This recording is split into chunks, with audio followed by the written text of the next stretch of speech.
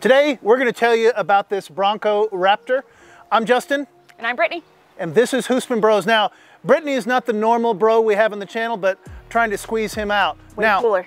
Way cooler. Now, Brittany does have her own YouTube channel, so please subscribe to Lite Brite. Her and her husband go out and do all kinds of fun stuff with all kinds of fun cars. And I don't, but I do fun stuff. So, Brittany, tell me about this Raptor, please. So this is a brand new Ford Bronco Raptor. And the thing about us is we own a lot of highly modified vehicles, like a lot. This is probably, weirdly enough, the least modified vehicle currently that we own. And there's a reason for that. So the Ford Bronco Raptor and the Jeep followers that we have, because we have a couple of Jeeps as well, hate it when I say this, but for an out-of-the-box vehicle, like straight from the manufacturer with no modifications or aftermarket modifications, this is probably one of the best all-around, like off-road capable vehicles we've ever driven in, or owned at least. And you had another Bronco prior to this one, right? So, and that's the weird thing, because before this, we actually had a Ford Bronco Raptor Badlands with a Sasquatch package. And it's weird to say, that is probably one of the least favorite vehicles we've ever owned in our entire lives. Whereas this is probably one of the most favorite. Why do you think the difference? If you want my honest truth, and maybe it's changed from when we had ours, I don't know. People get, the Ford people get mad at us because we say this also. But our Badlands sucked. Like, it was absolute garbage. And I think it's because coming out of kind of COVID and stuff, I think Ford was having a lot, maybe they still are, maybe they've fixed them, but a lot of like quality control issues. Everything in the old Bronco, it rattled, it squeaked, the soft top was terrible. Anyone who owns a Ford Bronco understands exactly why that is. And of course, a lot of the components are a lot weaker on the base Bronco models, or on some of the base Bronco models, compared to the Bronco Raptor. They beefed up a lot of the steering and driveline components to make sure that they were a little more capable. You said you've not done many modifications to this car, right? No, not all. So essentially, the two biggest things that we've done as far as sort of noticeable aftermarket modifications go is we've just installed a 74 weld all billet aluminum steering rack, which is essentially an indestructible steering rack. Because again, the issue with kind of the baser Broncos, your weak points are your tie rods, because it's independent front suspension. So your tie rods and your steering racks. And what happens is you go up, you bend a tie rod, it takes out the steering rack, you can take out CVs, and that's kind of one of the biggest problems Bronco owners are seeing right now, taking these off-road. So we're sort of preemptively taking care of that. Now the tie rod is, and the steering rack is kind of beefed up from like the Badlands. But we went ahead and we're just gonna make it indestructible. So all billet aluminum steering rack on there. So, and I know you made it indestructible because that's a thing that you do, but you also went someplace in this where it kind of needed to be indestructible, yeah? Absolutely. So we don't do a lot of like overlanding on our channel or in general. However, in this one, we changed things up. So you'll kind of see this antenna here. So we did install a full radio system from Rugged Radios into the Bronco Raptor, along with, I'll show you kind of the shelving unit in the back in a second.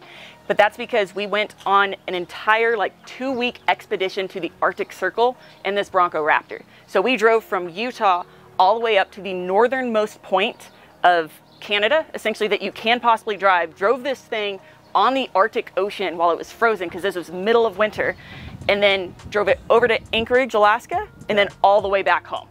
And this thing performed so well. A lot of times you'll see people go on these expeditions and these like little things, and this is a factory kind of component to this, but you'll see people put like cardboard or like plastic in front of their grill because the air will get so cold, or the snow dust will actually flow in and it'll impact your air filter. And that's happened where suddenly you're like, what's wrong? It goes into limp mode essentially. Well, Ford actually has these electronic ones that basically, they shut themselves off. It's basically essentially got louvers on the front grille that will manually adjust based on how it feels it needs to, which we were the only ones, I think, on the entire trip that didn't have to like cover our grill in some way, shape, or form. Very nice. And then in addition to that, going on with the radio, you'll see like we actually have a full wired in setup. So you can see it mounted right there with a little handheld right here. And this thing, along with the external antenna, made sure that we could communicate with everyone on the trip with us the entire time, which was super handy, because a lot of times in the Arctic, there's zero visibility because there's so much snow dust.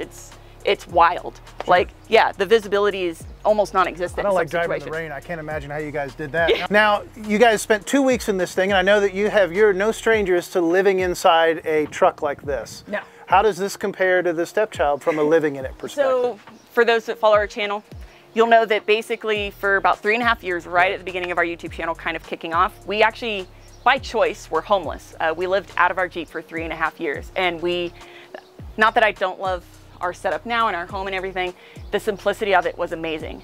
I will say, it would have been so amazing if we'd had this at the time, because room-wise, because it's IFS, it's way more comfortable on-road, and inside the room is just so much nicer for long distances and traveling.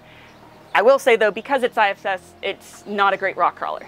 Can it? Yes. Have we? Absolutely. It's on our channel. We've done some pretty gnarly trails on it, but it's not what you'd want to pick if you want to go do some actual extreme rock crawling, which is what our wheelhouse is. This is a gentleman's off-roader. Yeah.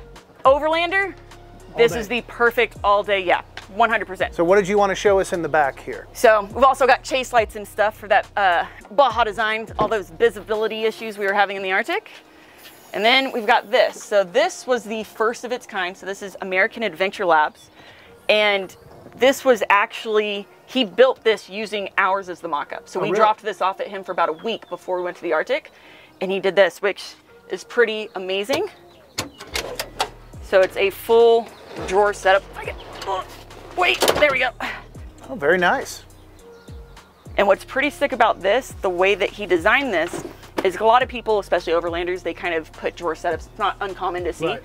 But what he did differently on his was basically, he made it so that if you see down in here, you can actually unlatch this on both sides, and the entire drawer system is pivotable. Like you can pivot it. Lift it up. So you can actually lift it up with those seats up and everything and still access all of your storage space from factory underneath it.